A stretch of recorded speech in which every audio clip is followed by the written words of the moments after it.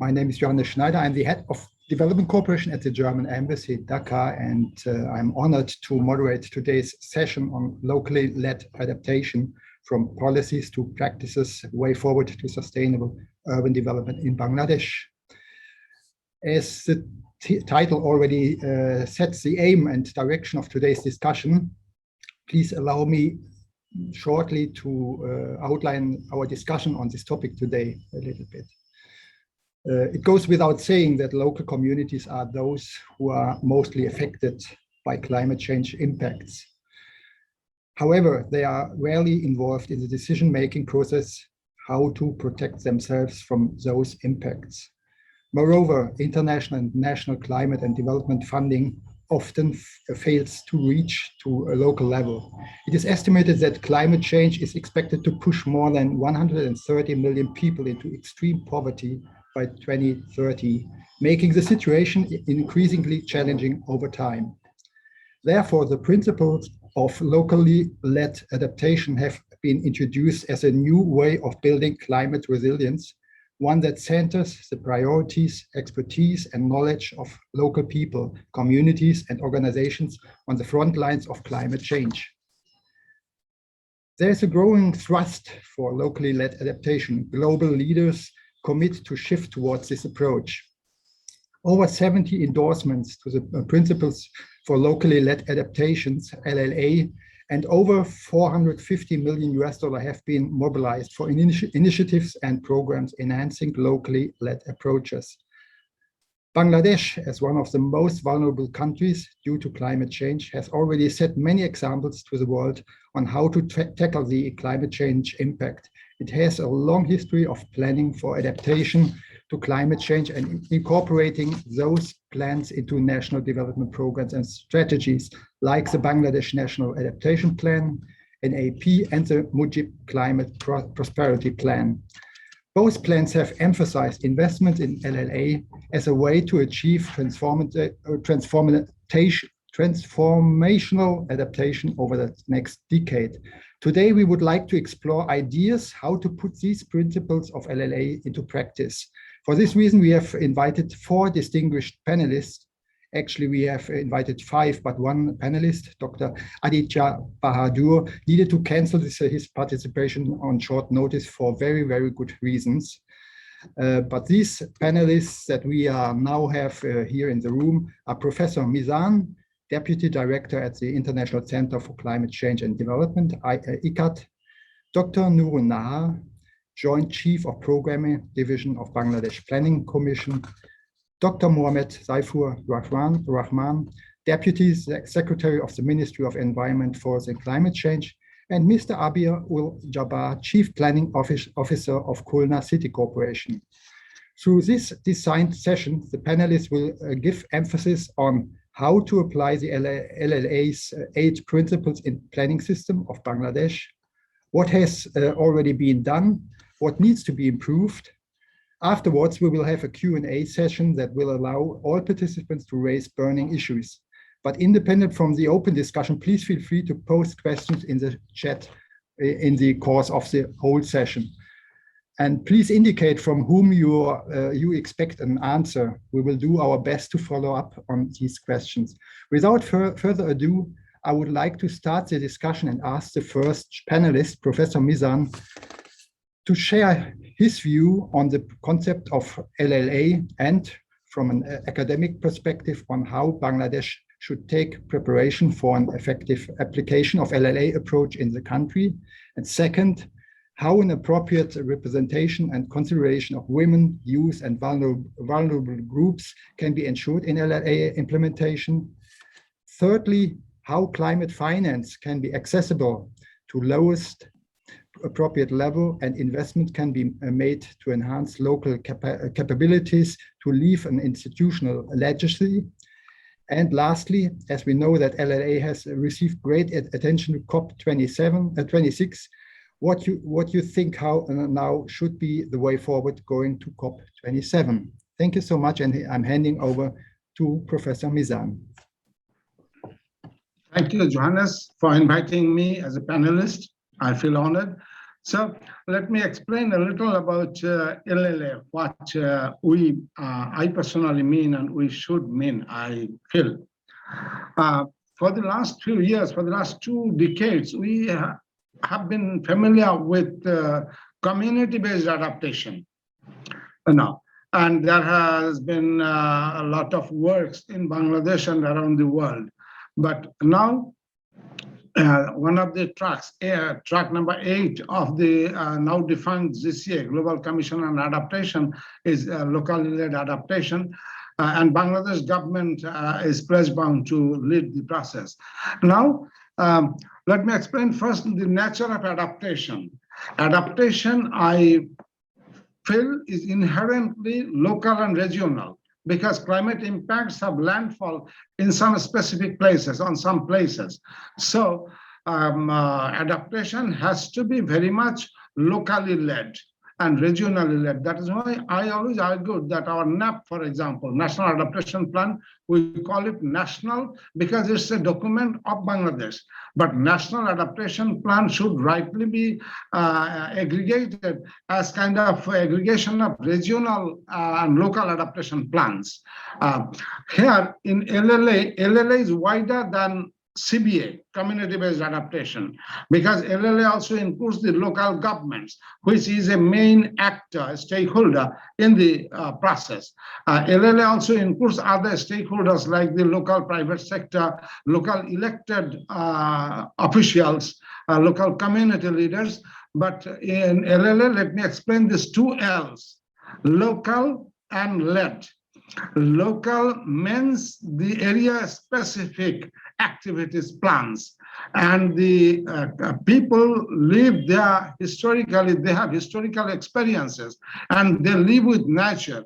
So if we promote locally led, and second L is led, this leadership has to be from the local people. That may include local government officials, but local government officials must play the role of the facilitator.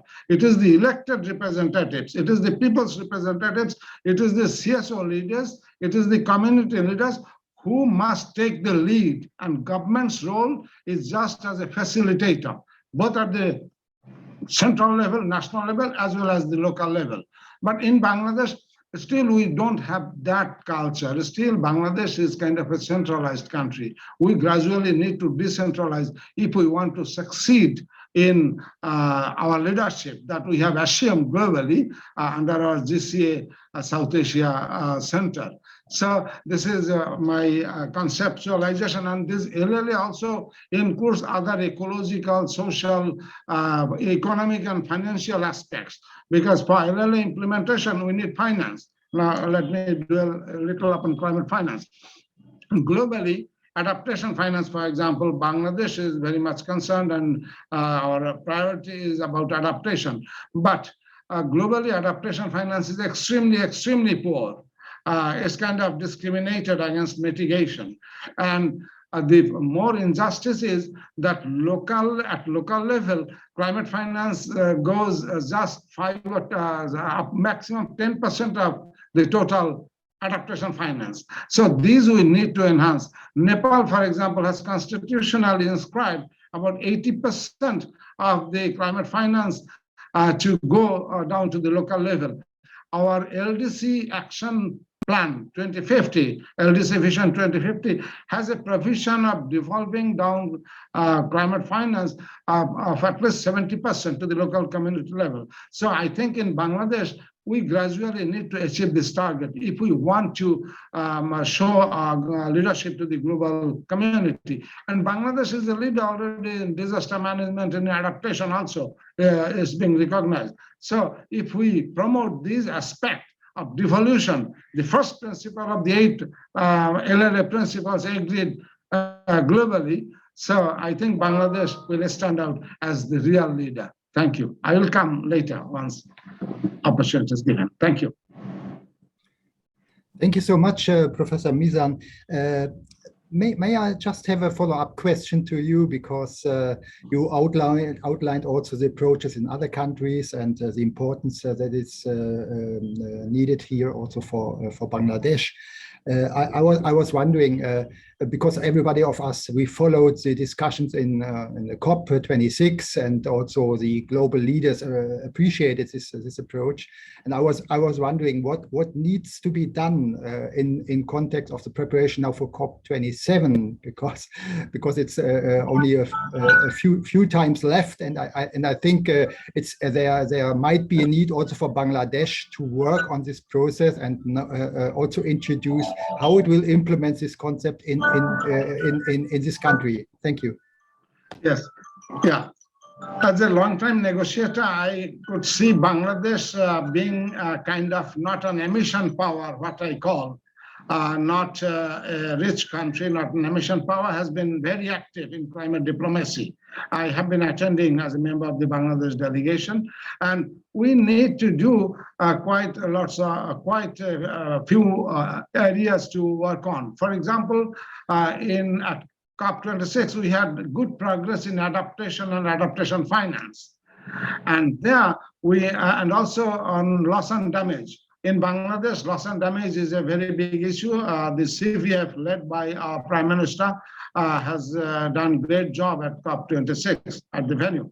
So UK presidency was responsive to loss and damage agenda also. And the dialogue will continue up to 2023 on loss and damage. So we are now looking for kind of a dedicated mechanism of financing for loss and damage. This is one task, and we have to work for the rest of these months up to COP27. This is one area. Another area is, as I mentioned, we need to promote locally led adaptation.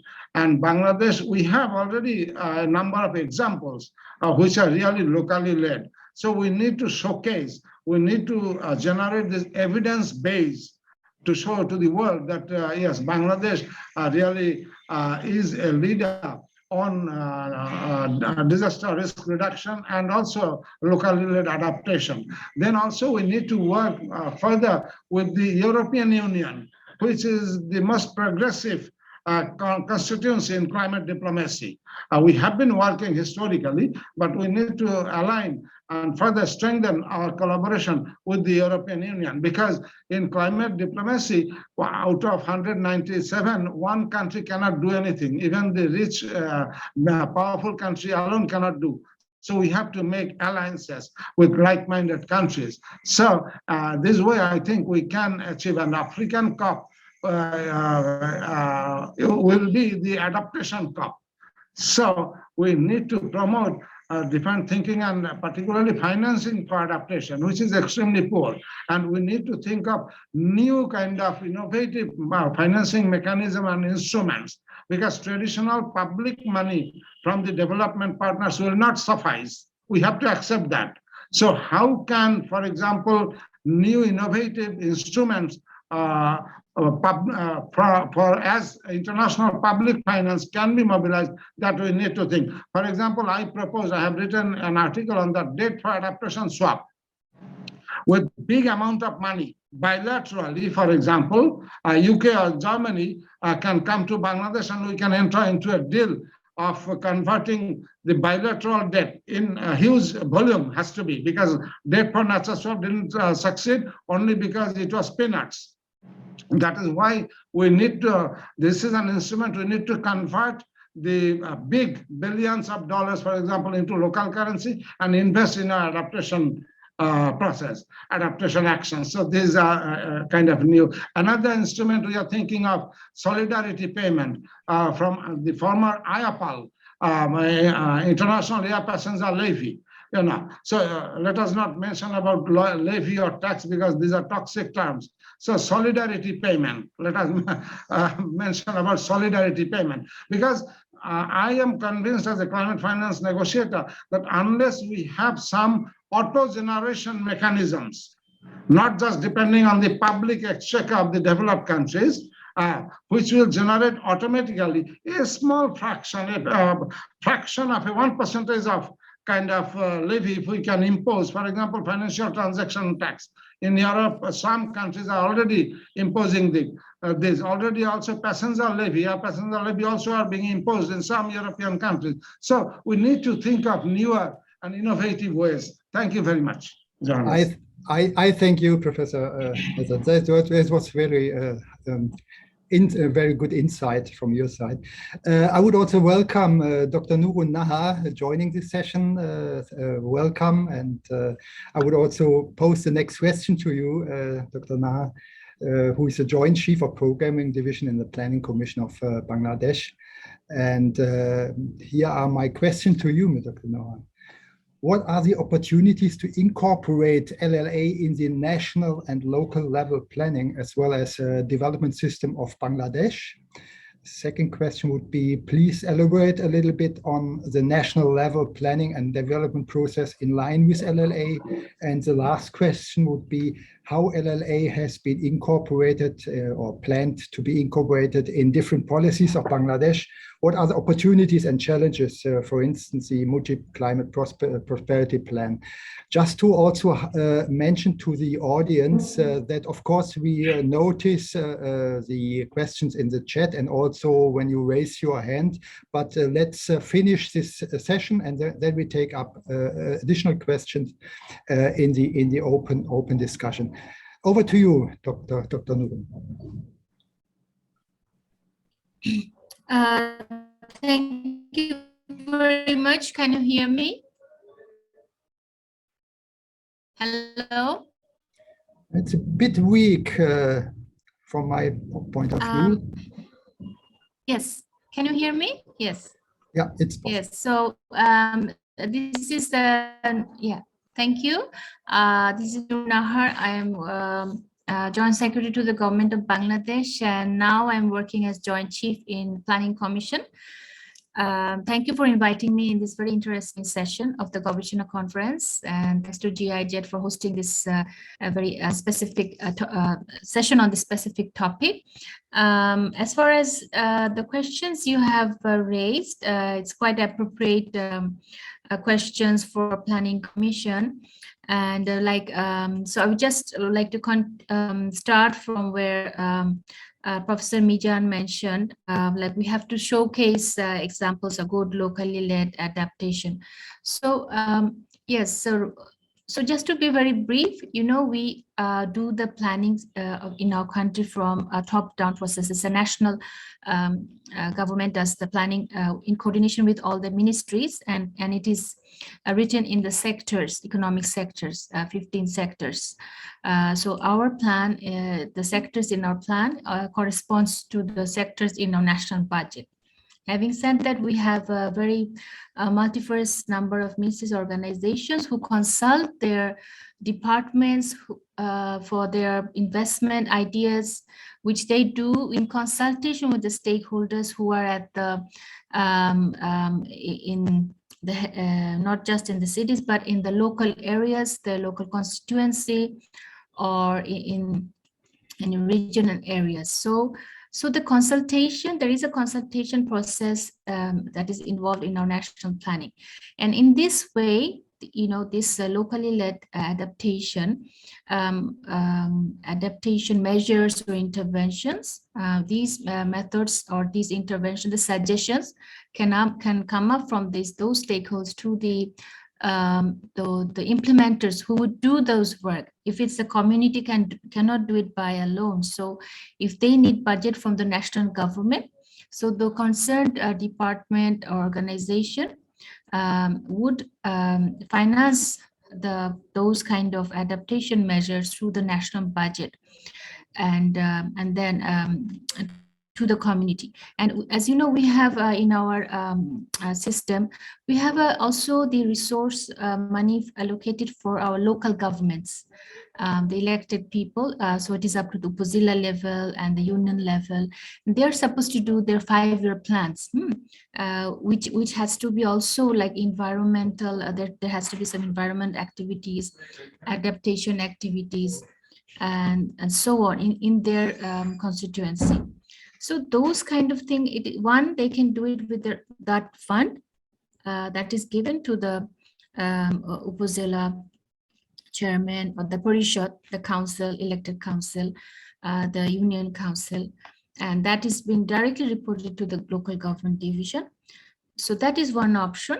So just like to say how we can fund these kind of interventions. And the other is that department, let's say forest department, or not just one department, it could be in partnership with other departments, like we have Department of Environment in partnership with our DPHE, that works for safe water, safe drinking water for the local communities. That is also, we have to think about the safe water supply because of the climate change, and people are adapting to our extreme weathers and climates over the years. And the agriculture department, we are trying to develop the different kinds of yields that suits the extreme temperature, rainfall and drought, etc., etc. So that is in the national way, national budget, how it can support those locally led adaptation if the concerned departments, organizations can pick up those ideas and proposals from the community. So there is no bar that those community adaptation measures cannot be funded from the national budget, and so that is part of the funding process. And of course, as you mentioned, we have a national planning system, as I mentioned. We do the macro planning and planning commission, 5-year plans, and that is the midterm, and we have the longer term plans like the Delta plan, the 100-year plan. So in the 5-year plan, we are now doing the 8th 5-year plan. So that is from 2020 to 2025, the middle of it. And that has, the broad objective of our government is to have poverty alleviation and increase GDP growth with inclusivity. So, but in order to have GDP growth and have our country go to the middle income country status, or graduate from the LDC to the developing country status, we need growth, we need big projects, mega projects. But at the same time, we have to think of the climate change impacts that impacts all the sectors. That is incorporated in our 5-year plan. I would say that it is mentioned as a cross-cutting issue, and how it impacts all the sectors and the concerned ministries. How will they look into it when they implement their own projects and everything? So in the 5-year plan, it's there, but specifically locally led adaptation can be mentioned. I think there is scope to elaborate on that idea. So because rather than thinking from the top down, if we have some, because it is an established concept and it is a workable thing, that locally led adaptation, LLA, if we can elaborate it and have some measures and some indicators, because government would want to know how to monitor it. If those projects or intervention need to be financed, there has to be system to monitor it and also see the results. Of course, although we can get from the various study reports that there are very good projects are done at the community level, and if it's locally led, that it is more beneficial. So we need those kind of results, like Professor Mizam was saying, more showcasing.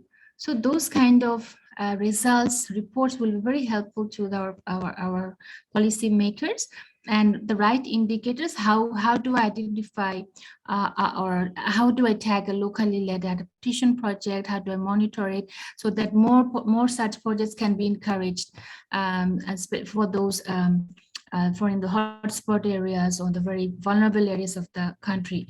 So so there is a scope. And also lastly, I would like to say, not just the 5-year plan, we have the sector specific plans, like in the climate change and disaster management. And the disaster management is led by our Minister of Disaster Management Relief, while the climate change policy comes from the Minister of Environment, Forest and Climate Change, where the Bangladesh Climate Strategy and Action Plan was a very leading policy document that was used by all the ministries to do some adaptation projects. And there was this trust fund, a separate fund to finance some very purely adaptation projects. But whether those are locally led or not, so I will not go into that. But I'm just saying that their government has a separate fund for that. And now we are updating, going to another level of our policy.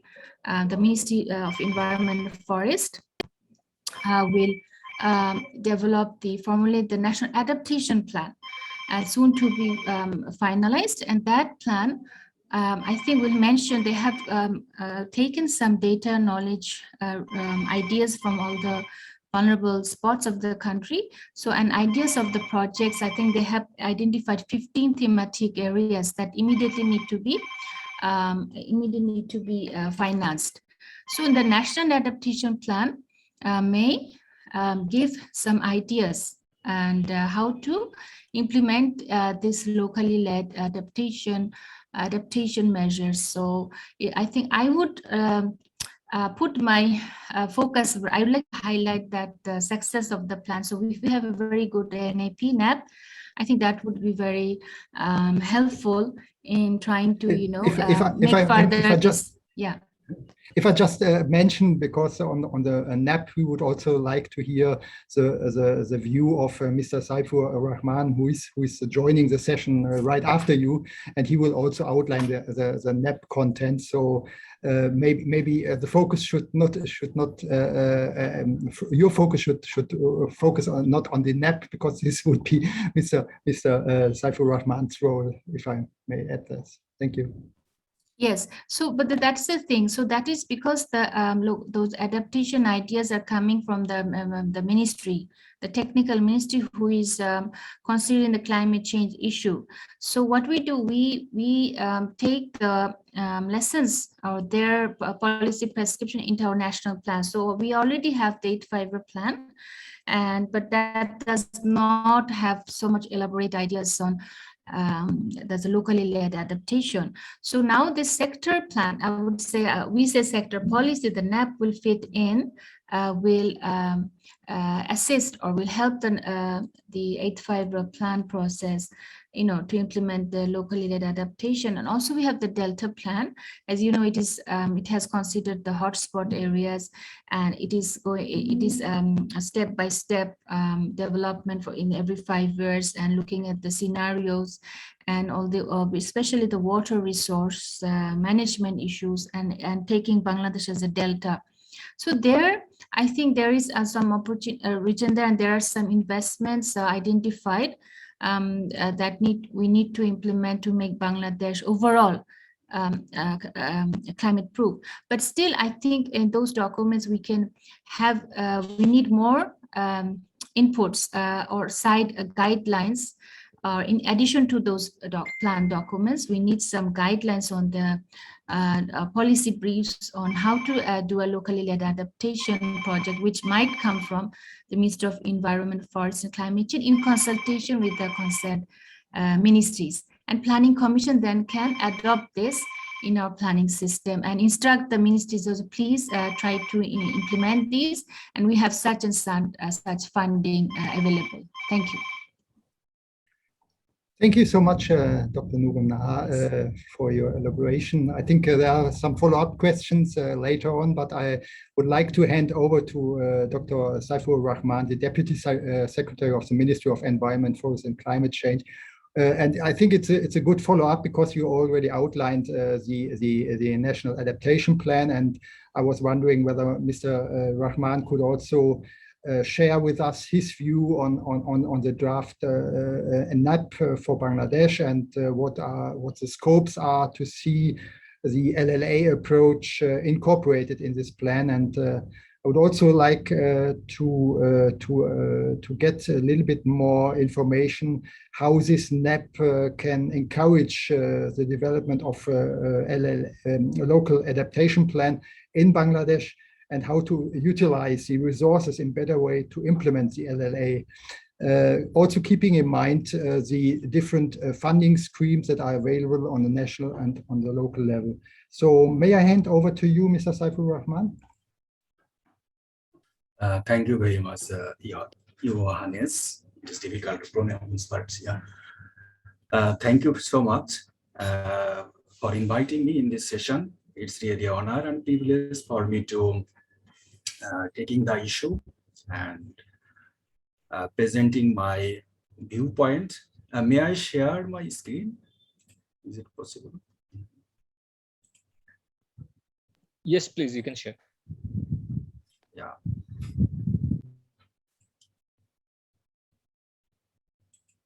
Yeah, maybe it is working. Yeah. So yes, Nurun Nahar madam already discussed some points or provided some hints about National Adaptation Plan of Bangladesh. So it would be easier for me to catch the theme and also to discuss something about what would be the salient features of National Adaptation Plan of Bangladesh.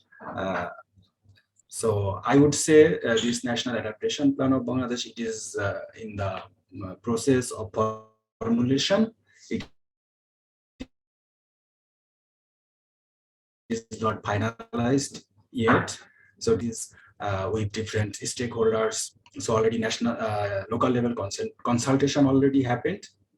So I would say this is the stage to really build some concrete consultation on the National Adaptation Plan, and hopefully we would expect some good output to see a effective National Adaptation Plan of Bangladesh. So I would highlight the vision of National Adaptation Plan. The vision is clear. That means reducing climate risk and vulnerability through effective adaptation strategies. So for which we can see or fostering a resilient society, resilient ecosystem, and of course, we would like to see the sustainable economic growth. So this is the vision of NAP. So this is the proposed vision. The NAP proposed 6 goals, and it is about, the first goal is about ensure protection against climate change variability and induced natural disasters. The second one is develop climate resilient agriculture for food, nutrition, and livelihood security. Then, of course, develop climate resilient infrastructure and smart cities. The third goal. Then the NAP says about nature-based solutions for the well-being of vulnerable communities and conservation of biodiversity. It also says how climate change adaptation can be better integrated in the planning process for achieving good governance. And last of all, ensure transformative capacity building for adaptation. So these are the goals the proposed NAP would like to include in this document. There are 4 thematic areas NAP proposed for inclusion in this document. The first one is agriculture and livelihood security. As you know, this is a most important issue.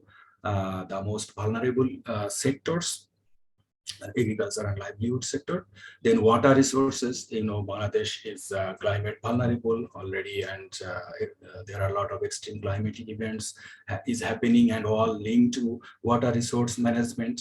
A lot of water bodies, rivers are present in this in Bangladesh. So this water resource management, it is the another thematic sectors. This is covered by NAP. And urban area is the one issue. We know that this is a growing area, and a lot of issues are connected with these urban issues. That's why urban area they have considered. The another is the vulnerable areas like drought-prone areas, coastal zone areas. So these areas are very vulnerable. So the NAP proposed to include these vulnerable areas in this in the adaptation plan. So what salient features or content proposed in the NAP? So NAP I would like to share the chapters or contents of the proposed NAP. Firstly, it highlights about the climate change risk and vulnerabilities. Of course, these risk and vulnerabilities, they try to assess it based on this scientific assessment, scientific information, and different studies. Then they have tried to insert these adaptation priorities for combating adversities of climate change. So they selected different priority areas, priority programs, priority action. They inserted in the proposed adaptation plan. Another content is important, the implementation strategies. These strategies are most important, and it tells about the regulations, institutions, and coordination mechanism. Also, the financing strategy is very much important, capacity building, gender, youth, and data management. So these aspects are considered in the NAP action, this National Adaptation Plan. Also, it considered adaptation monitoring and evaluation. It is also much discussed issue and important issue that would like to include in this plan. So that are the content or some features I discussed about what is going to do by Ministry of Environment and Forest in the International Adaptation Plan. But if I consider this current discussion about locally led adaptation. So how NAP considered this local-led adaptation, or to what extent this document focused on these local-led adaptation issues? So to me, I think National Adaptation Plan would like to consider the gender, then young people and different disabled peoples in their action in the program, and they would like to protect different structural inequalities in the plan, and want to.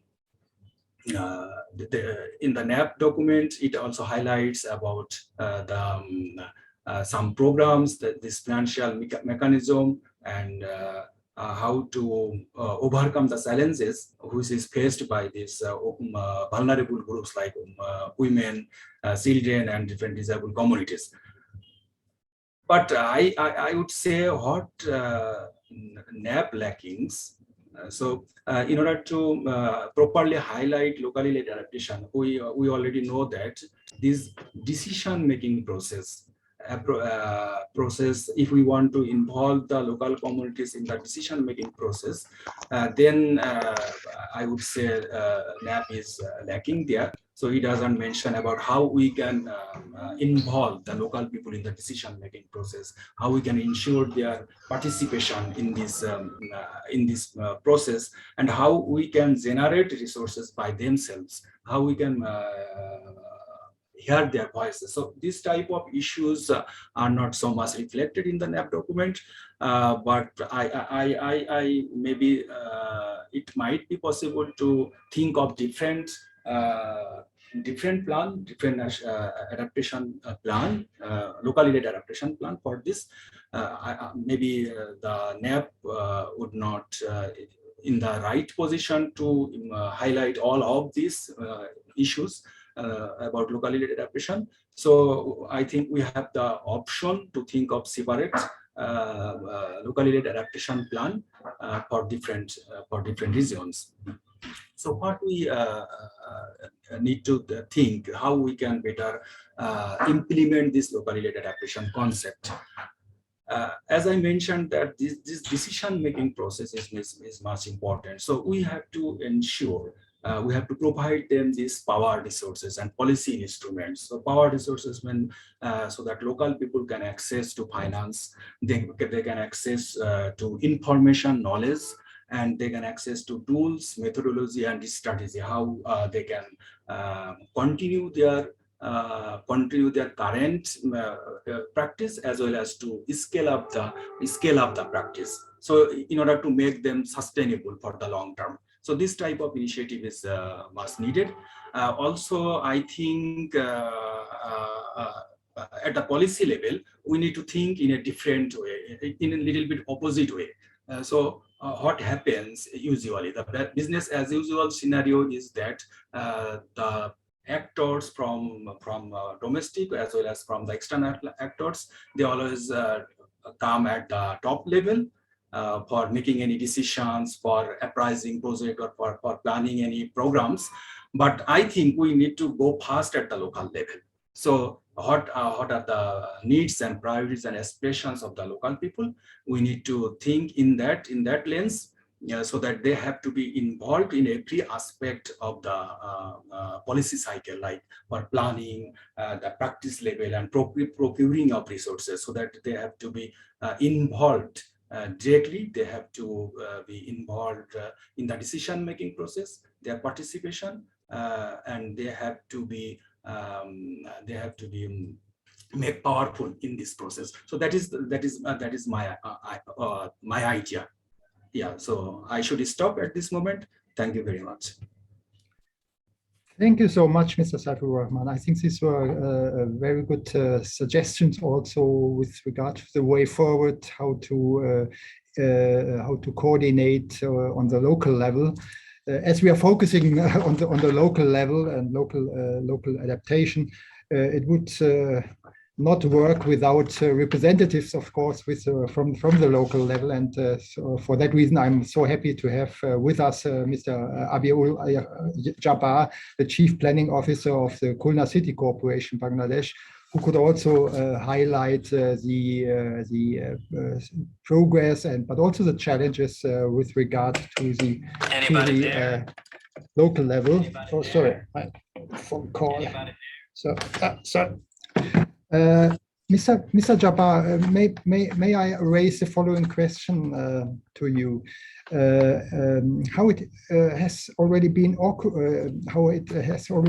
incorporated or planned to be incorporated in the local development, this concept, and what are some of the implementation links of national plans at the local level? Anybody there? And what are some of the opportunities and barriers that you see to incorporate LLA in the local planning and development in Khulna City?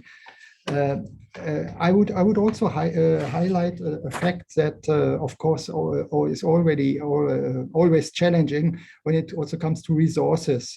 I mean, we have already heard that a lot is being decided and planned on the national level, but when it comes to the local level, of course, there are some weaknesses with regard to tap on these resources. I would also get a view from your side what you consider with regard to this concept. Thank you so much, and I'm handing over to you. Yeah, good afternoon, Mr. Jones. I feel honored to participate this type of event as a panelist. Thank you for your arrangement of this event, and thanks the organizer, and thanks German Embassy, especially the GIZ College and our high official of government officials of Bangladesh. So lots of acts, policies, laws exist in Bangladesh, and we, the implementation agency, we are following the acts, policies, laws to implement the projects and programs in a local level.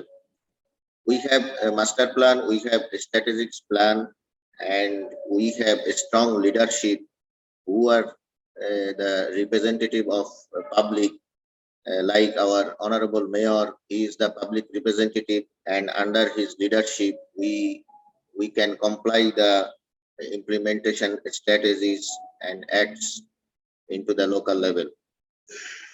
Actually, Khulna is very vulnerable due to climate change, and lots of people coming from the outside the city due to climate change from the coastal belt. And city is the Khulna City Corporation provides the services to the people for construction of roads, streets, drains, street light, parks, the public toilets, embankment, and other facilities, and also working in slum area. We have 294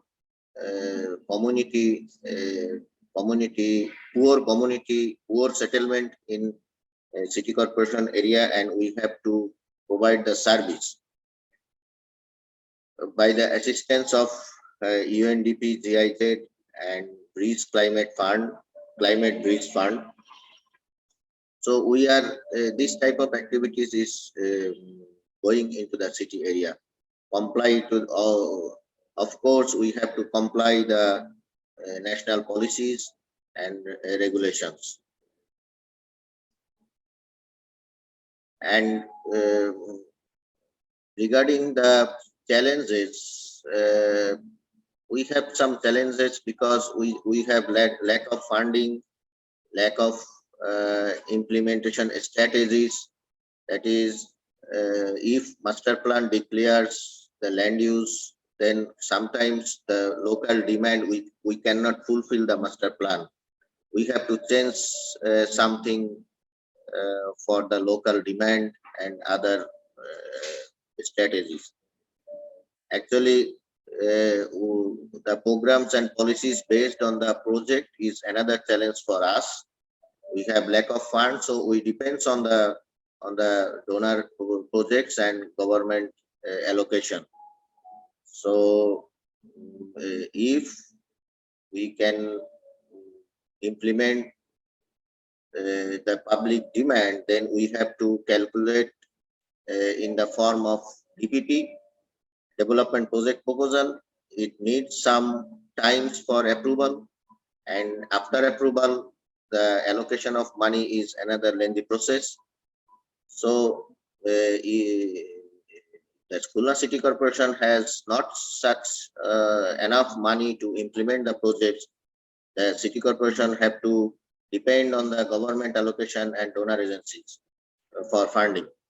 This is the main challenge in our city, but we have to overcome the challenges. And on a nutshell, I would say that 20% of the demand we can fulfill for the public services. And the opportunity, the city is very much linear city, and by the side of the city, two rivers are along the city side.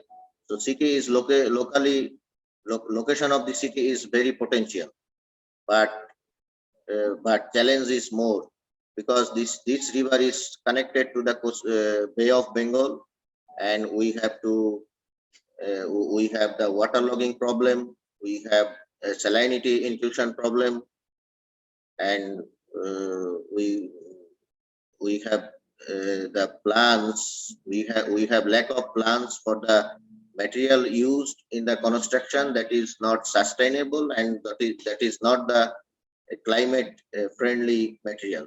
This is another challenge for us, and maintenance cost is very high. This is our implementation challenges. And livelihood improvement, the 294 community settlement, we cannot provide the services, all of them. Only 8 or 9% we can fulfill to provide the services.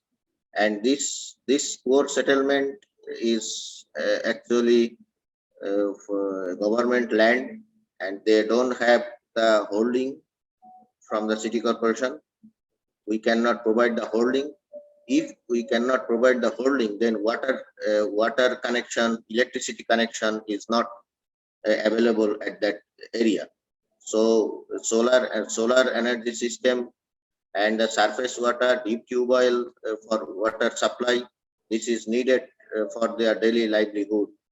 So this is a very challenge for them, and we are trying to comply their services. Besides that, we provide the funding by the assistance of UNDP. We provide education funding and business funding for their livelihood, and all are complied to the national policy and law and acts. So we are implementing, but little bit implementation percentage is low. So we cannot fulfill their demand. That's why people are suffering, and we have to provide more services. When we get the money from the central government or donor agencies, and we at the same time we trying to self-dependent citizen in our Khulna city. So thank you very much for now. If any next time we will go forward. Thank you so much. Thank you so much, Mr. Abir Jabbar.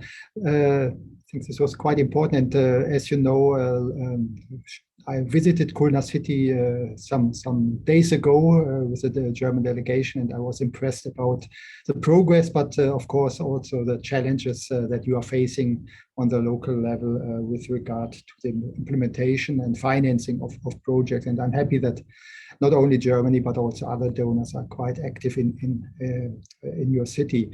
May I ask Mahmoud from GIZ whether there are already some questions in the chat for our panelists that they might be they might answer? Mahmoud? Thank you very much, Mr. Snyder. Yes, we are very happy that the chat box was very lively, and we have at least 10 questions for the panelists. So if you allow me, then I can read those questions, and then the panel members can answer. The first is there any remarkable examples of locally led adaptation in Bangladesh? So this was open for any of the panelists. So,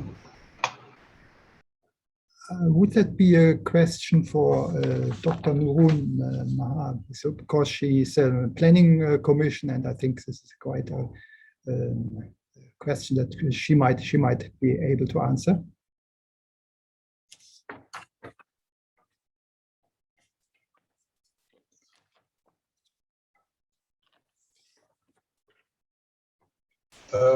It seems that she is facing some technical difficulties. So if that is the case, then we can go for the next question.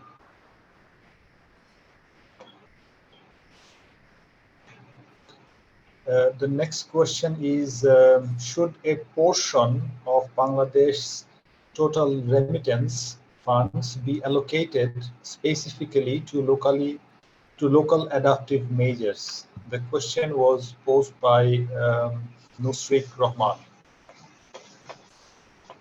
This was also open for all the panel members. I mean, both of these questions would be relevant for Dr. Nurun Nahar. Have you received this question, Dr. Nurun? Yes, could you please briefly repeat? Some connection problem was there. Yes, thank you. The first question was, is there any remarkable examples of locally led adaptation in Bangladesh? The second question was, should a portion of Bangladesh's total remittance funds be allocated specifically to local adaptive measures? I would start with the second question about the funding. That is a government policy, how the remittance money will be used. But rather than we should explore other funds. For example, government gives funds to the local government, and maybe we can find a way to increase that block. We have in the 64 districts, more than 500 upazilas, and so that is that process, the elected people working with the community, that is a good way of implementing these adaptation initiatives, because they know best what is good for the community. So if you can increase fund in that channel, and as you know, every upazila is supposed to give a 5-year plan, and that has to be inclusive of environmental issues, climate change, disaster issues. So they can suggest some activity that we want to do this very big, very important activity for the next 5 years or 6 years, and government can fund that. So unless there is a demand for that money, then it's very difficult to then supply. So I think those kind of ideas projects should be raised by the local government, our bodies. That is one. And the remittance issue, I think it's another policy issue, how that money will be used for the welfare. Usually for the welfare issues we use that remittance money. So we may talk with the Minister of Finance when we do the budget, national budget. But that is an interesting idea we might explore. Thank you. And for the examples, yes, there are many examples. I think Professor Mizan Khan and also from the Honorable Mayor was showing very good examples that are noted in our 8-5-year plan. Work with the Haur areas, and then all the fishing, the fishermen, the agriculture, our farmers, and so there are good examples from like floating gardens, floating vegetables, things like that. So there are good examples, and in our 5-year plan, 8-5-year plan recognizes them. And also the Delta plan, I think has some, the hotspot areas when they have identified. If you look into it, I think because these hotspot areas are very different in terms of geography and the nature of the vulnerability. And I think there are good examples there. For example, we also visited the hotspot for our own study on to understand the resilience issue 2 years ago, and they gave very good ideas. What can they do, and what is good, what activities are working for them, and in addition, what will do. So good examples are there in the agriculture. Then we have the protection of ecosystems, ecological critical areas. How we can use the forest sector. There are many good examples, and also they're noted in our planning documents. And so we need more such good results in our plan documents, so that will lead to more policy level directions or indications for our actions or for the next plan. Thank you. Thank you, Dr. Nurun. I also just wanted to hear the view of Professor Mizan on that, because he's exploring this LLA approach very long, and I think he could also outline good examples, maybe also with regard to what is working here in Bangladesh as an example, also for other countries, maybe. Yes. Yeah, thank you, Johannes. In fact, financing is a crucial part of implementation at any level, either national or local level. At local level, in fact, Dhaka City Corporation, for example, also is a local government. But we have a problem. As I mentioned, our system is still very centralized. Local governments must be given more discretion to raise funds and spend money, more autonomy, because this is the first of the 8 principles of LLA, to which already about 50 countries and more than 100 corporations around the world have subscribed to. Bangladesh still didn't do, but my expectation is that Bangladesh should do, because we are pledge bound to lead LLA globally. And there, in terms of financing, for example, local governments can be allowed to raise funds. For example, the government raises funds, but mostly it goes to the central treasury. For example, levies or leasing of local huts, bazaars, and landing stations of boats or steamers or bus stands, because these are leased out by the government. But I'm not sure whether the money goes to the local government, but mostly to the national treasury. So this is something that local government should be allowed this freedom to raise money and spend, more autonomy.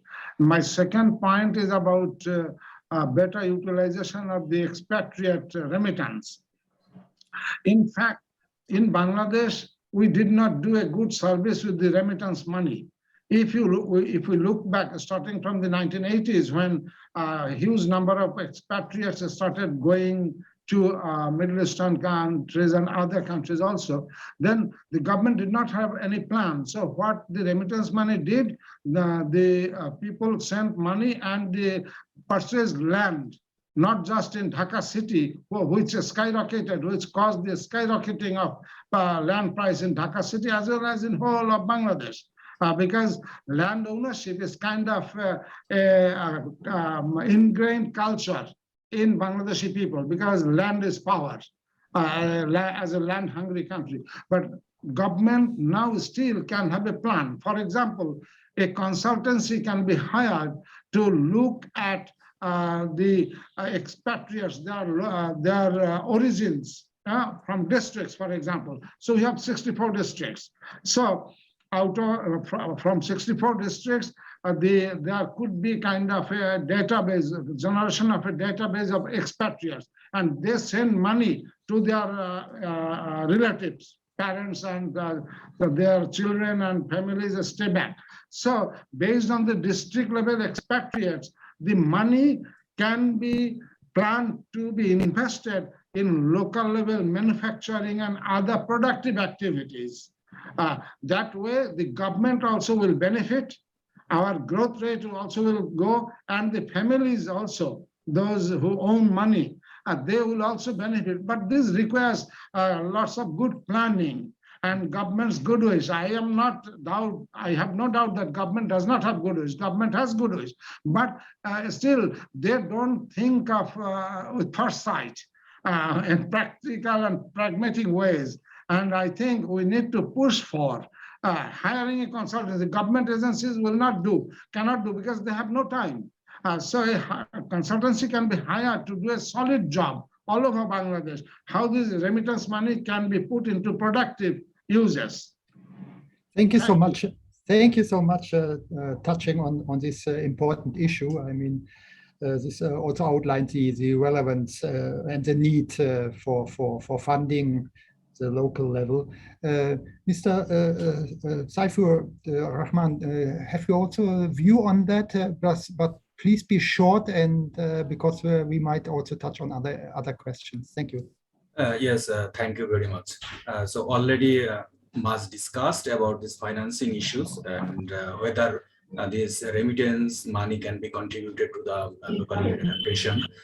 However, I think about this funding, already this finance division in our government system, they have climate change budgeting system already in place, and every year they provided funding for a lot of funding for this climate change adaptation, and also as a whole for the climate change resilient development. Already it is started. Bangladesh Climate Change Trust Fund, they are already providing fund for the mitigation and adaptation. And you know that, so that most of the budget is going for climate change adaptation programs.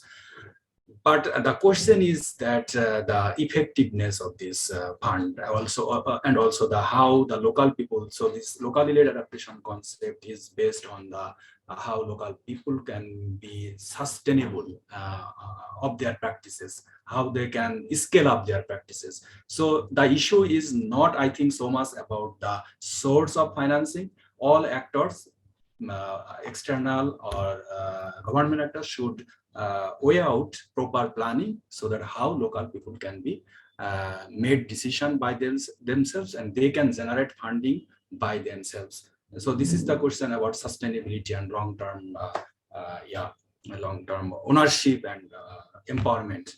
Thank you. Thank you so much, Mahmoud. Are there any other burning questions in the chat? Yes, there are a significant number of questions. As Mr. Rahman is already talking, there is a specific question for him, that is for improvement of local initiatives regarding adaptation. How much can universities be of impact? That means academia. Thank you very much for this question. I think the academia has a big role in this locally led adaptation process.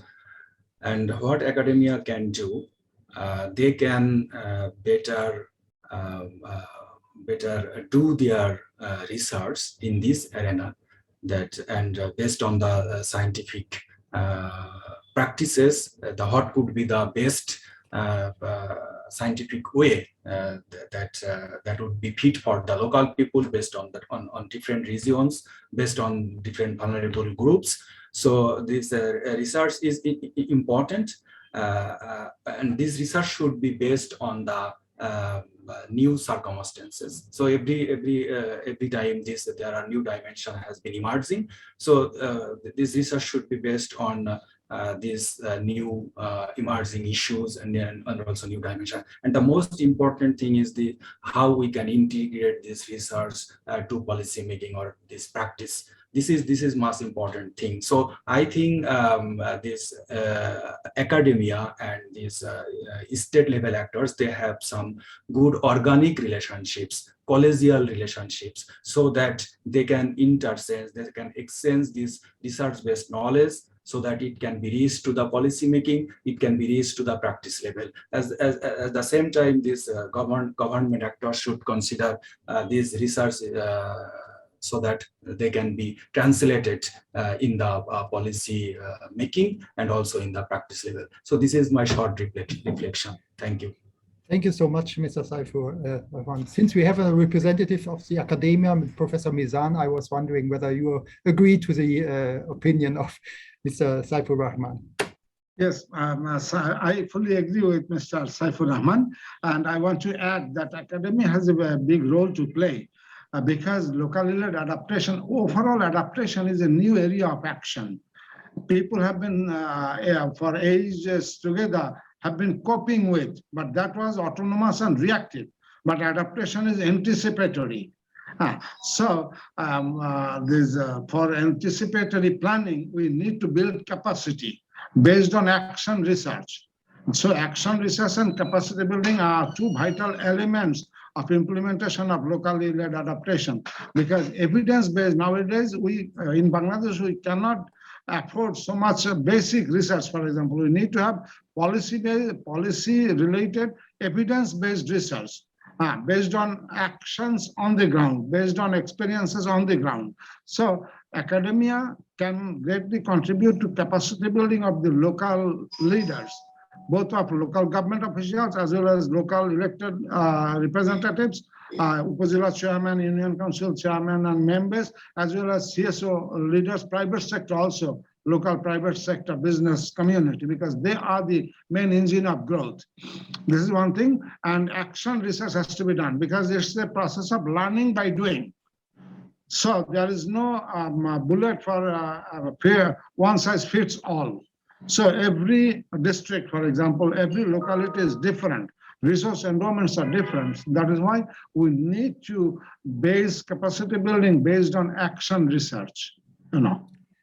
Thank you so much, Professor Mizan. I was simply wondering, as a follow-up question, maybe to Mr. Abiul Jabbar from Khulna, because I also know that Khulna University is working quite closely on these topics, and whether there are also linkages to the planning processes of the administration of the Khulna administration to the university based on this approach. Yes, we are always welcome to Khulna University and Khulna University of Engineering and Technology. If we have for the preparation of DPP feasibility study and other study, we engage the Khulna University of Urban Planning Department, Environment Department, and Kuwait Engineering, Civil Engineering Department. They are closely connected with Khulna City Corporation, and they have a great role to prepare the project policy and plans and we are the implementing agency. Under their supervision, we implement the projects when necessary or requirement. Thank you. Thank you so much. Mahmoud, are there any other questions? Yes, there are a lot of questions. I would like to take two of them at least. It's very interesting. First one is from Fawzia Nusrat. It is that who will suggest the adaptation options in locally led adaptation? Most of the cases, it is found that the adaptation options are suggested by the policy makers and financiers. The question is that, is it really sustainable? The second question is from Oliver Pierce. What are the best finance modalities for donors to use which support effective locally led adaptation in Bangladesh? Thank you. Thank you so much.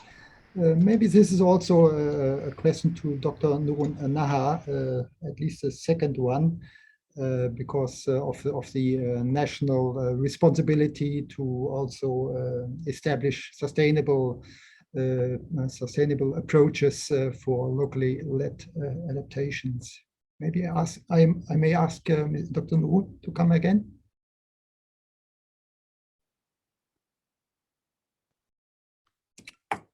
Or are there technical problems? Yes, I have got a message from her that she is facing some technical difficulties. Okay, I would guess then we ask Mr. Saifur Rahman whether he can touch on one of these issues.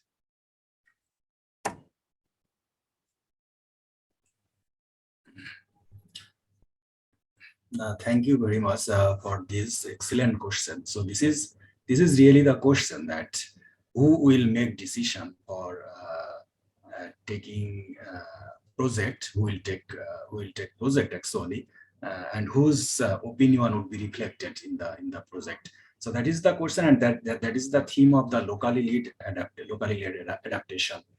That locally led adaptation really says that local people would be involved actively in this process, from planning to monitoring and evaluation. So every policy cycle, they need to be involved clearly and appropriately, so that that would be the sustainable solution, as I earlier said. But it is not so much happening in our practice nowadays. For example, for national adaptation plan, a lot of consultations have been happened in the local level, so that their reflection, their opinion can be properly reflected or adapted in the adaptation plan.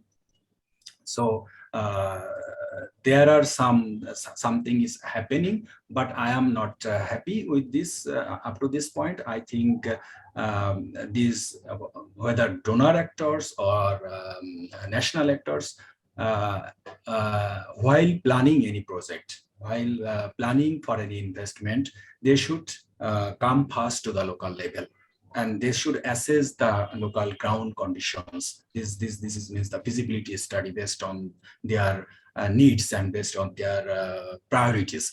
So this we need to go first at the local level, and then come to the top level, that yes, this is the local condition and we need such type of intervention. Then we can negotiate with the top actors, with ERD, with planning commission, with ministry, and also with donors and so on. So I think the process should be opposite, and that might be effective. So this is my reflection. Yeah. Thank you, Mr. Saifur Rahman. It's interesting to learn from you how it should work, but actually my experience is also a little bit different. That of course, when we have this kind of approaches that should start on the local level, at least when it comes to funding, it's going to the national level, you know, and then it somehow does not match, you know, that the interest of the national level and the interest of the local level diverse somehow. So I mean, there must be kind of a mechanism, from my perspective, mechanism that ensures that both interests, the national level, where the funding is coming from, and the interests of the local level, where the ideas come from and the proposals come from, somehow matches to each other. No, thank you so much, Mahmoud. Are there any other nice questions? So may I cite an example, Johannes? May I cite an example? So this is locally led adaptation. I know about Germany. So I think Germany is a good example about this local level decision-making practice. I know that at the local level in Germany, they practice in the local level, the people are the decision maker, so that they plan by themselves for doing any development activities. So based on their planning, based on the planning of the local people, then the funding is allocated, and the local government and also the central government support their plan, support their planning issues. So this type of decentralization or this type of decision making might be an example for this local level adaptation. Yeah, thank you. No, I totally agree, Saifur, but you also know that the systems are quite different from Germany and Bangladesh. I mean, in Germany, also the local level generates income through taxes, through other income sources. Yes. So that means they have a kind of budget that they could allocate for this approach, for these ideas, or for this project. And of course, then it's easier. Once you have the budget authority, I would say, then of course it's easier also to implement projects. And I mean, we also learned during the course of the session today that especially the resources on the local level are not sufficient enough to implement this kind of project. So there must be a kind of system also in place that ensures that the local level has enough money, either through the national authorities, but also for when it comes to generation of own funds, taxes, local taxes, something like that, to implement their own ideas. This is my personal conclusion on this question. Thank you so much. Is there anything else, Mahmoud, that you would like to? Yeah, there are many interesting questions, but at the same time, I can see there is a hand raised from the panelists, from the audiences. So if you allow, then we can request him to pose his question directly. So I would like to request Mr. Aftab Khan to pose his question, please. Thank you very much. This is a very useful webinar. I'm Aftab Alam Khan, CEO of Resilient Future International from Pakistan. And although there are many challenges in Bangladesh, but success stories as well. As a person who works for other developing countries, I would like to learn the lessons learned from Bangladesh in two areas mainly. One, how did colleagues or the system in Bangladesh motivate the government machinery, government staff, who are generally in developing countries are less motivated to do out-of-box things. So in terms of success stories, what are the successful strategies to motivate government staff? And secondly, what are the major capacity building strategies that helped to build the capacities of government staff in Bangladesh on climate change? Thank you very much. Thank you so much, Mr. Aftab Khan. It's interesting to learn from your side how you perceive this concept in your country. I'm not 100% sure whether there is a need in Bangladesh to motivate the government staff. I mean, at least from my perspective, I see a lot of motivated people, not only here in this chat or in this session, but also in our encounters with the line ministries, the Ministry of Environment, but also ERD, the Finance Ministry, and so on. So there are a lot of, I guess, a lot of line ministries and institutions that are quite motivated. But I think maybe Mr. Saifur Rahman, since you are a representative of such a line ministry, I was wondering, is there a need to motivate the government on this point? Thank you very much for this important question, and thank you such a question who asked from Pakistan. So it is really appreciable, this question. Yes, motivation. Yeah, as Ivan has said, that motivation we have already, and it is an ongoing process, and it is growing at the government level. So now the government is looking for more about this management orientation aspect, so that government is not right now looking for this top-down and strict rules provision approach, but instead they are also looking for this management aspect. But I think this type of forum, as I mentioned earlier, this integration of government people with such type of Gobeshona conference. Yes, so I am here. So I am also getting motivation out of this scientific arena, that what is happening in these within these issues, and also within this scientific basis. So this type of integration is much important for building this awareness, and also building this motivation. So this should be happening from the both sides, government integration with private sector, also with academia, and the vice versa, and also the exchange of ideas and sharing views with each other, with different actors. This would be this is happening at present time. Also, yeah. So let us stop here and also hear the view of Professor Mizan on that, because he's outside of the government, and maybe also has an opinion on whether or not there is a need for motivation of the government.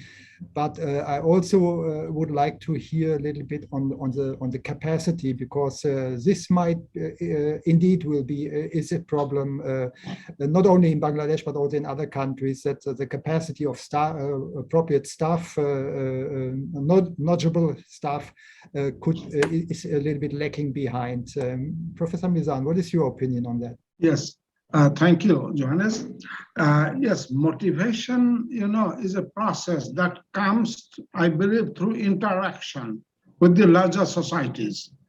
If we don't live in silos, for example, our government is open now, for example, to consultation with the experts, with the civil society actors.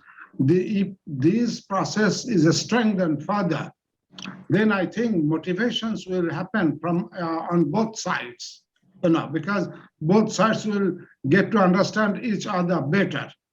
I also argue another way, that if the culture is not still here in Bangladesh, but I have seen in India, for example, if a professor is posted for 1 or 2 years on deputation to any ministry and work with the government officials, build capacity on site, in situ capacity building, and then the professor again may come back to academia, and the students benefit from that, because that professor will have both practical and theoretical experiences. But now in our society, still professors remain confined within their academic walls. This is something that in America, as a student, I spent many years, I saw professors go to bureaucracy, and bureaucrats come to university to teach for 6 months, 1 year, and again they go back to their ministry. This is one way of mutual cross-pollination. And capacity building, for example, ICAD, our organization has got formal agreements with many ministries and agencies. And we do organize learning hub events. Every month, for example, it is demand-driven. Planning Commission or ERD, for example, sends us a topic that we want to hear from you, on these issues. So get prepared and come to us, to our office, and we will discuss. So that way, we do build capacity. And government itself has got different training institutions, but there is a problem with those training institutions. Those training institutions are meant for administrators, where training is shallow, because policymakers need to know the basics of ABCD and everything. That does not. Those training institutions don't develop expertise. So for developing expertise, we need to have extra kind of institutions, extra arrangements. And we at ICAD have got mentoring program. Many government officials, young government officials, come to our office or online. We do one-to-one mentoring. We give them academic assignments, writing assignments, reading assignments, and that way they build capacity depending on their individual interests. Thank you. Thank you so much, Professor Mizan. I think we need to come to an end, but one question I will take and then close the session. I think there was a representative of LGED would like to come to the floor, if I am not mistaken. Yeah, thank you very much. It's a very important and specific to the time. The issue is a very burning issue now. The term T is very new, and the concept seems to be award to the respective localities and respective stakeholders. And as I understand that there is no any specific policy to implement the locally led adaptations. So how we are in the process to making policy or formulating policy, and specifically awarding the specific locality and the stakeholders to implement the policies so that locally led adaptation would be in sustainable way, not in bagged way, in positive way. Thank you very much. Thank you so much. This was a short intervention, so I guess one more, but then the last question. Mahmoud, could you check whether there is one that we haven't discussed yet? Yes, there are few, but one that I think is interesting. This is from Mr. Hafizur Rahman. It's about that is it appropriate to consider non-migration as a measure of locally led adaptation?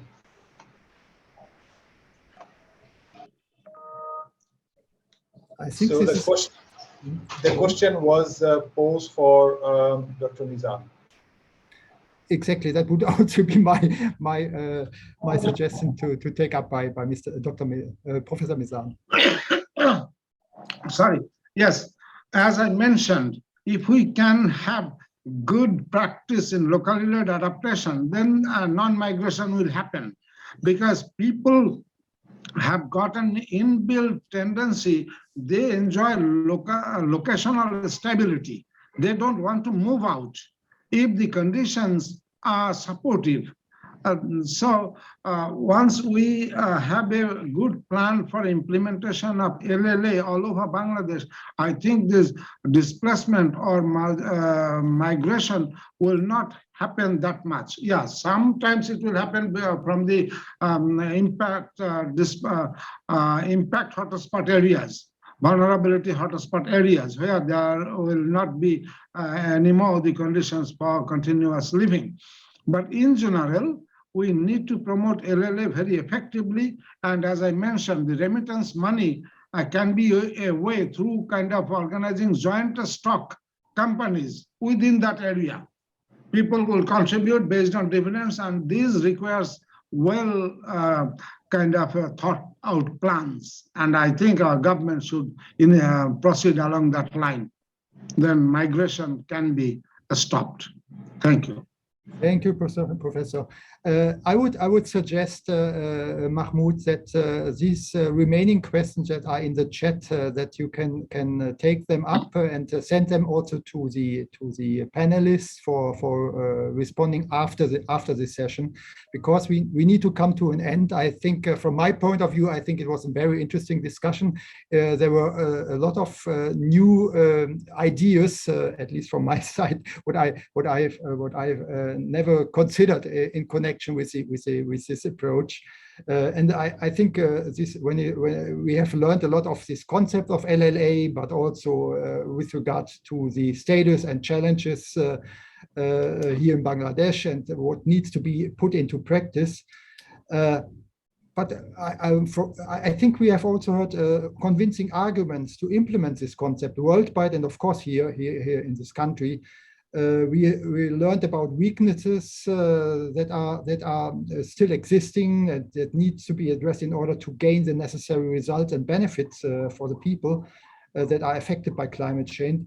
And I would let's say a final word that let us therefore take this as another wake-up call. This discussion today that we turn the plans into action.